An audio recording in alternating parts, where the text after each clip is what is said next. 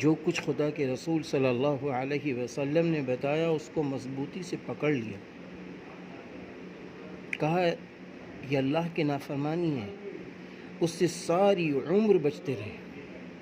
کہا یہ گناہ ہے، اس سے بھاگتے رہے. جنت کا یقین، جہنم کے عذاب کا تصور، آخرت کی زندگی پر یقین، خلوص، صداقت، امانت، دیانت، خدا کا خوف اور اس کی رضا کا حصول، یہ ان کی زندگی کا مقصد تھا. خدا کا خوف ان کے رگ و پے میں سرایت کر گیا تھا.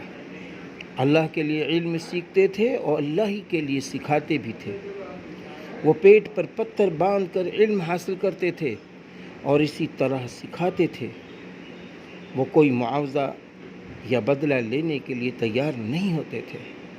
یہ صحابہ کرام رضوان اللہ علیہم اجمعین کی زندگی تھی. کاش کہ ہماری زندگی صحابہ رضی اللہ عنہ کے طرز عمل کے مطابق اور رسول اللہ صلی اللہ علیہ وسلم کی سنت نبوی کے مطابق ہو جاتی، کیونکہ دنیا عارضی ہے، اصل زندگی تو آخرت کی ہے.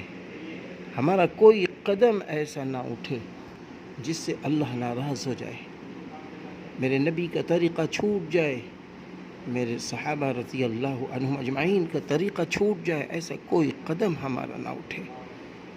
ہمیں ہر لمحہ انہی فکروں کے ساتھ جینا ہے، انہی فکروں کے ساتھ دنیا سے جانا ہے.